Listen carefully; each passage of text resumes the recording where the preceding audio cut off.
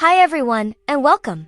Today, we're going to tackle a super useful task, mounting a drive from your Synology NAS directly onto your Raspberry Pi system, specifically for Retropie, but with a crucial twist, we'll ensure it's read-only. This is perfect for accessing your huge game ROMs library, movies, or music without any risk of accidental deletion or modification from your Pi, keeping your valuable data safe on the NAS. It's a great way to expand your Pi's storage without adding physical drives. First, let's make sure you have everything ready. You'll need your Synology NAS, a Raspberry Pi with Retropie installed, both connected to the same network, and SSH access enabled on your Pi. You'll also need the IP address of your Synology NAS. Now, let's configure your Synology NAS. Start by logging into your Synology DiskStation Manager. You'll need a shared folder for your files. You can create a new one or use an existing one. Go to Control Panel, then Shared Folder, and either create or select your desired folder. Next, we need to set up NFS permissions. Go to Control Panel, then File Services, and ensure the NFS service is enabled. After that, go back to your shared folder settings, right-click on your chosen folder, select Edit, and then navigate to the NFS Permissions tab. Click Create and enter the IP address of your Raspberry Pi in the hostname or IP field. For Privilege, select Read Only. For Squash, choose Map All Users to Guest for simplicity and security, or No Mapping if you prefer to manage specific user IDs, but Map All Users to Guest is often easiest for read-only access.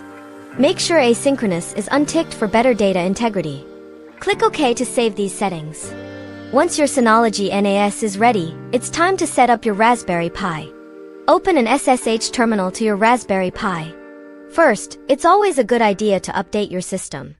Type sudo apt update n and sudo apt upgrade y and press enter.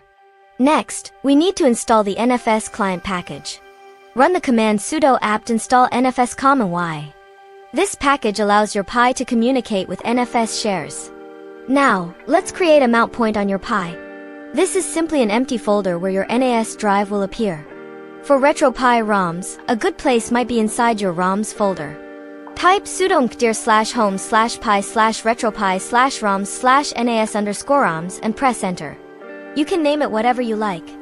To test the mount, use the command sudo mount tnfs nas_ip/vol1/your_shared_folder_name/home/pi/retropie/roms/nas_roms oro nalloc var equals 3.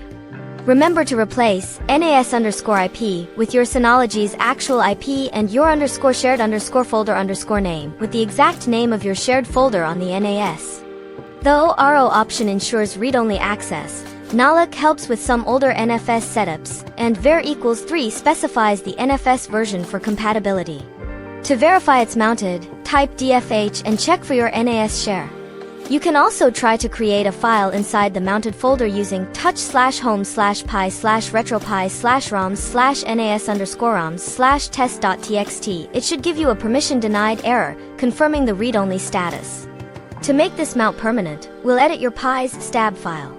This file tells your Pi what to mount automatically at boot. Type sudo nano/etc/fstab to open the file in a text editor. Scroll to the bottom and add a new line like this: nas_ip/vol1/your_shared_folder_name/home/pi/retropie/roms/nas_roms nfsro nalloc var equals 3 xsystemd.automount no auto 00. The xsystemd.automount and no auto options are great for network shares. They ensure the system boots quickly and only mounts the share when it's first accessed, preventing boot delays if the NAS isn't available. Save the file by pressing Ctrl+O, then enter, and exit with Ctrl+X. To test your fstab entry without rebooting, run sudo mount a. If there are no errors, you're good to go. Reboot your Pi with sudo reboot to ensure everything loads correctly on startup. Now, your Retropie system will have access to your NAS files, perfectly read-only, for all your gaming or media needs. You can then point your emulators or media players to this new nas_roms folder. Thank you so much for watching this tutorial. I hope it helps you get your Synology NAS integrated with your Raspberry Pi. If you found this video helpful, please give it a thumbs up, leave a comment with any questions, and don't forget to subscribe for more tech tips and tutorials. Your support really helps the channel grow.